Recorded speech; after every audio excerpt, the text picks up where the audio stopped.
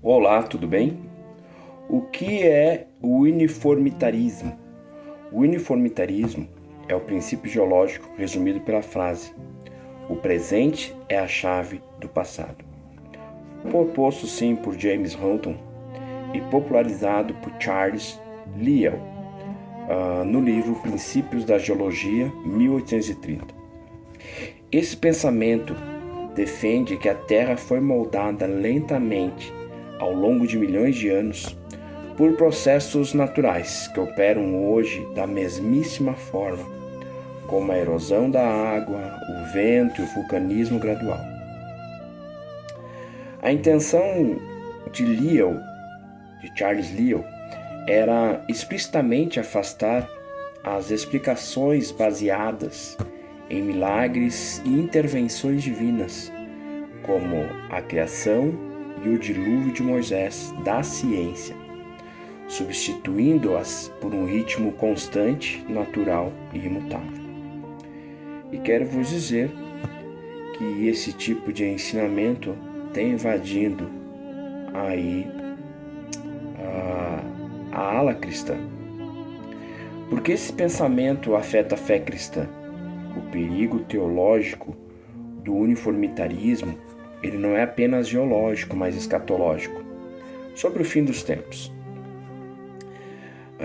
Se tudo sempre continuou igual e continuará igual por milhões de anos, a ideia de um juízo final e de uma intervenção divina repentina e de uma prestação de contas moral, de fato, é anulada. O homem passa então a crer que tem todo o tempo do mundo e que Deus não interfere na história humana. Bom, a Bíblia fala bem ao contrário, e é muito perigoso quando cristãos dizem que todas as coisas permanecem como antes. Bom, a Bíblia diz assim. Na verdade, o alerta de Pedro sobre o uniformitarismo, o apóstolo Pedro, ele previu exatamente essa mentalidade dos escarnecedores, que diriam que tudo continua igual desde o princípio, esquecendo-se do dilúvio e ignorando o juízo de fogo. Isso está lá escrito em 2 Pedro 3:3-7 e 10. Vou estar lendo aqui a Bíblia então. Ela diz assim: sabendo primeiro isto, que nos últimos dias virão escarnecedores, andando segundo as suas próprias concupiscências, e dizendo: onde está a promessa de sua vinda? Porque desde que os pais dormiram, todas as coisas permanecem como desde o princípio da criação. E diz mais ainda no verso 5. Diz assim: eles voluntariamente ignoram isto, que pela palavra de Deus, já desde a antiguidade, existiram os céus e a terra, que foi tirada da água e no meio da água subsiste, pelas quais coisas pareceu o mundo de então coberto com as águas do dilúvio. Ainda o verso 7, Pedro ainda escreve: mas os céus e a terra, que agora existem pela mesma palavra, se reservam para o fogo, guardados para o dia do juízo e da perdição dos homens ímpios. Continua ainda agora o verso 10. Mas o dia do Senhor virá como ladrão da noite, no qual os céus passarão com um grande estrondo e os elementos ardendo se desfarão, e a terra e as obras que nela há serão queimadas. Olha a importância disso. E isso não é de uma forma alegórica ou simbólica, isto é real. Ainda, a Bíblia diz ainda que a terra cambaleia, e isto é o efeito do pecado. Ao contrário, então, da estabilidade uniforme, a Bíblia mostra que o pecado humano afeta diretamente a estrutura e estabilidade da terra, Isso está lá em Isaías 24, capítulo 24, verso 5 e 19 a 20. Diz assim o verso 5: Na verdade, a terra será contaminada por causa dos seus moradores, porquanto transgrediram as leis, mudam os estatutos e quebram a aliança eterna. A gente vê que não somente uma ruptura da estrutura da terra física, mas também na parte moral, não somente ambiental, mas também na parte moral. O verso 19 ainda diz assim: De todo está quebrantada a terra, de todo será rompida a terra, e de toda é movida a terra. A terra cambaleará como bêbado, e será movida e removida como a choça da noite. E a sua transgressão se agravará sobre ela, e cairá e nunca mais se levantará.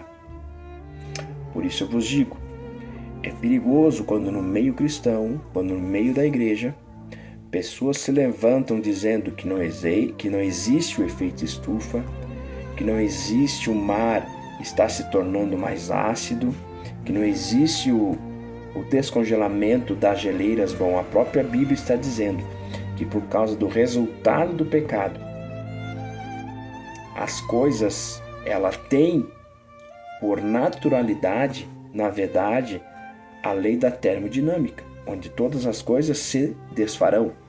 Isso é o resultado do pecado. A partir do momento que nós queremos isolar as nossas ideias do que a Bíblia diz, nós estamos indo contra a Bíblia. Por isso, a Bíblia traz corretamente de que o homem sobre a terra tem destruído a terra, através da poluição, através do efeito estufa, e isso gera males em toda a atmosfera da terra. Lembre-se, fiquem com o que a Bíblia diz. Cuidado com a ideia do uniformitarismo. Continuando ainda, o contexto dos dias de Noé e a destruição repentina dos antediluvianos. Jesus usa o dilúvio, um evento catastrófico, como um modelo exato de como será a segunda vinda. E as pessoas vão estar vivendo então numa rotina normal, ignorando o juízo iminente. Mateus 24, 37 e 19 diz assim, estarei lendo a Bíblia: E como foi nos dias de Noé, assim será também a vinda do Filho do Homem. Porquanto, assim como nos dias anteriores ao dilúvio, comiam, bebiam, casavam-se e davam-se em casamento, até o dia em que Noé entrou na arca. E não o souberam, senão quando veio o dilúvio e levou a todos. Assim será também a vinda do Filho do Homem. Bom, existe ainda, meus amados, o livro de Ellen G. White dizendo que alguns cientistas, filósofos e homens sábios da época diziam que a Terra jamais seria destruída e que ela continuaria da mesma forma que ela se encontrara desde o início. Porque Deus não havia feito ainda chover sobre a terra. Então, alguns sábios da época diziam de que jamais iria chover.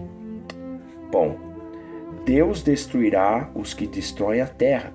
A resposta final ao descaso moral e ambiental da humanidade, quem dá essa resposta é Apocalipse, capítulo 11, 18, e diz assim: Iraram-se as nações, e veio a tua ira, e o tempo dos mortos para que fossem julgados, e o tempo de dares o galardão aos profetas teus servos, e aos santos, aos que temem o teu nome. Diz mais, diz assim: a pequenos e a grandes, e o tempo de destruíres os que destroem a terra. Apocalipse 11:18, novamente falando de que a terra não se dará a continuidade como alguns dizem ter. Apesar do homem estar destruindo a terra através das suas ambições, através do pecado, Deus deverá estar destruindo a terra de uma única forma total para depois recriá-la novamente.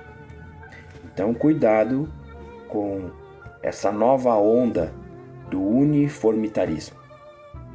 Deus abençoe a todos. Espero que esse vídeo aqui possa abrir a mente de algumas pessoas, que o Espírito Santo possa estar nos dirigindo. Amém.